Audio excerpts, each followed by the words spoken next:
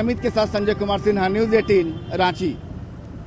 और गुमला में आंजन धाम को श्री राम भक्त हनुमान का जन्म स्थल माना जाता है। जिला मुख्यालय से 20 किलोमीटर दूर पहाड़ों और जंगलों से घिरे आंजन गांव में रामनवमी के मौके पर 3 दिवसीय मेले का आयोजन किया जाता है, जहां दूर दूर से श्रद्धालु बजरंगबली की पूजा अर्चना करने के लिए पहुंचते हैं।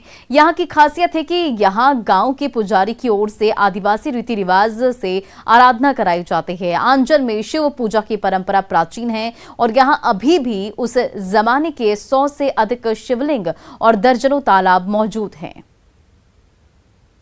अंजन माता की आने के बाद में यहाँ कुछ नहीं था, जंगल झुंड था। जिसके जिसके जैसे वरदान किया ऐसे भवसागर पर लेके बेड़ा पार किया। वो आदमी को जैसे स्वापन रूप मिल रहा है, वो मने दरस के भी आ रहे हैं, चाहे दूर देश से वो स्वापन मिल के आ रहे हैं, कोई अभी नेट में दे रहे हैं तो नेट दे के आ रहे हैं। तो यहाँ जितना पर्यटन स्थल जो बनाने चाह रहे हैं उतना बना नहीं पा रहे हैं। हम है हनुमान जी का जन्म स्थल है और यहाँ दूर दूर से आते हैं दर्शन के लिए। हनुमान आंजनी धाम पर यह पर्यटन स्थल है, पर अभी तक पर्यटन स्थल विकास का बाट जो रही है, अभी तक विकास नहीं दिखाई दे रहा है। यहाँ आते हैं और वादा तो करते हैं लेकिन वो वादा पूरा नहीं कर पा रहे हैं, यही बात है। उन लोग जैसा कह के आते हैं यहाँ कि नहीं कि ऐसा करवाएंगे, करवा देंगे, लेकिन वो अभी तक नहीं हो रहा है। कौन वादा किए हैं यहाँ पे? जैसे जस्टिस साहब भी आए थे वो भी किए हैं, फिर द्रौपदी मुर्मू जी भी आए थे, वो भी क्या बोले थे? बोले कि यहाँ विकास होना चाहिए और पर्यटक स्थल बनना चाहिए। यहाँ के लोग को बहुत ज़रूरी है कि यहाँ के लोग विकास करें। और रामनवमी के मौके पर पूर्व मुख्यमंत्री रघुवर दास ने झारखंड वासियों को शुभकामनाएं दी है। जमशेदपुर में सामाजिक और धार्मिक संस्था श्री श्री बाल मंदिर साकची स्थित झंडा चौक में सम्मान समारोह का आयोजन किया गया था। इसमें मौजूद रघुवर दास ने कहा कि भगवान श्री राम के जीवन का उद्देश्य कल्याणकारी समाज की स्थापना करना था। उन्होंने कहा कि झारखंड में अभी आसुरी शक्तियों का राज्य चल रहा है और उन्होंने भगवान राम से ऐसी शक्तियों के नाश के साथ राम राज्य स्थापना करने वाली सरकार बनाने की कामना की है। भगवान राम कोई एक धर्म नहीं मानते। आज विदेशों में भी भगवान राम की पूजा होती है।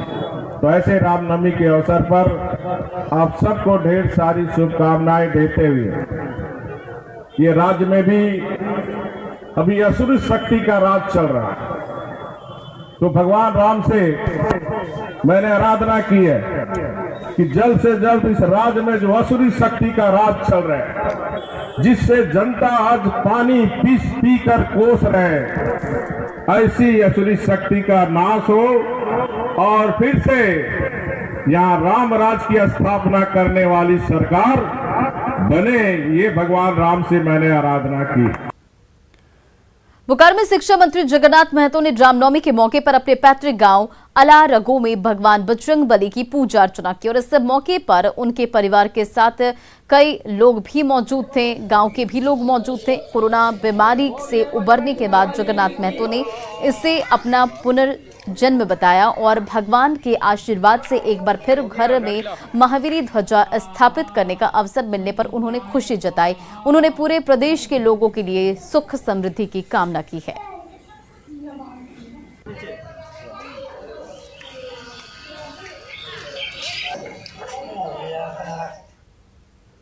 रामनवमी पर पूरा सिमडेगा राममय हो गया है और इस बार जिले में नारी शक्ति का स्वरूप देखने को मिल रहा है।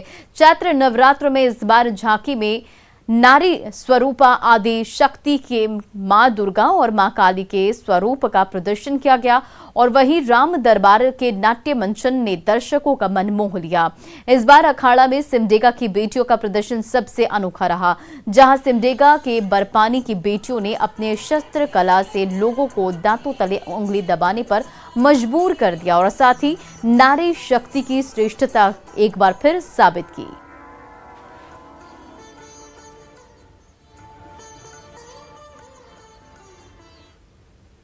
उधर गढ़वा के रामकंडा में भीषण आग लग गई और कई घर जो है वो जलकर राख हो गए। फायर ब्रिगेड की टीम ने मौके पर पहुंची और काफी मशक्कत के बाद आग पर काबू पाया, लेकिन तब तक लोगों का आशियाना खाक हो चुका था। गढ़वा के रमकंडा प्रखंड में भीषण अगलगी में कई घर जलकर राख हो गए। उदयपुर के हरवाही टोले में पहले खेतों में आग लग गई और देखते ही देखते आग ने गांव के 3 घरों को अपनी जद में ले लिया। आग की चपेट में आने से 3 घर पूरी तरह से जलकर खाक हो गए। अगलगी में घर में रखा सारा सामान जलकर राख हो गया। आशियाना जल जाने से इलाके के 8 परिवार बेघर हो गए। गांव के लोग बाल्टी से पानी भरकर आग बुझाने की कोशिश करते दिखे, लेकिन भीषण आग के आगे सभी बेबस नजर आए। अगलगी की खबर मिलते ही दमकल की गाड़ियां मौके पर पहुंची और कड़ी मशक्कत के बाद आग पर काबू पाया गया। अगलगी से प्रभावित हुए पीड़ित परिवार के लोगों की माने तो इस भयावह आग की चपेट में आने से घर में रखे कपड़े, अनाज जलकर खाक हो गए। हालांकि जिला प्रशासन की मदद से इन सभी परिवार को अनाज और 16,000 रुपए नकद दिए गए हैं। आशंका जताई जा रही है कि गाँव के किनारे महुआ चुनने वालों ने ही खेतों में आग लगाई है। और गढ़वा के रमकंडा में भीषण आग लगी से कई घर जलकर राख हो गए। फायर ब्रिगेड की टीम ने काफी मशक्कत से आग पर काबू पाया। और इधर धनबाद में बीच सड़क पर बर्निंग बाइक से हड़कंप मच गया। जब तक बाइक की आग बुझाई जा सकी तब तक गाड़ी का अगला हिस्सा खाक हो चुका था। धनबाद के कतरास में चलती बाइक में अचानक आग लग गई। चलती बाइक में अचानक आग लगी तो बाइक सवार युवक ने किसी तरह जान बचाई। आग लगती देख आसपास के लोग भी मौके पर पहुंच गए। आनन फानन में बाइक में लगी आग को बुझाने की कोशिश होने लगी। इसके बाद भी बाइक में आग थमने का नाम नहीं ले रही थी।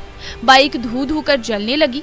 बाइक में आग लगती देख लोगों में हड़कंप मच गया। लोगों की मदद से बाइक पर पानी डाला गया। काफी देर बाद आग पर काबू पाया गया। तब तक बाइक का अगला हिस्सा पूरी तरह जलकर खाक हो चुका था। दरअसल सानी डीह के रहने वाले एक शख्स किसी काम से कतरास पहुंचे थे कि अचानक बीच बाजार में बाइक में आग लग गई। बाइक सवार ने किसी तरह बाइक रोकी और आग पर काबू पाने की कोशिश करता रहा। आनन फानन में जलती हुई बाइक पर पानी और धूल मिट्टी फेंककर आग पर काबू पाया। वहीं थाना चौक की पुलिस बाइक को साथ ले गई। अब बाइक में आग किस वजह से लगी इसका पता लगाया जा रहा है।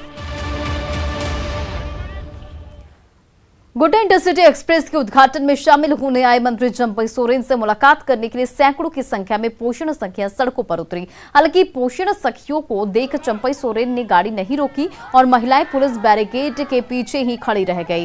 कुछ देर के बाद किसान भवन में पोषण सखियों के प्रतिनिधिमंडल ने चंपई सोरेन से मुलाकात की और अपनी मांग को मंत्री के सामने रखा। दरअसल पोषण सखियां बर्खास्त पत्र वापस लेने को लेकर लगातार आंदोलन कर रही हैं। उनकी मांग है कि उनकी नौकरी भी स्थायी हो।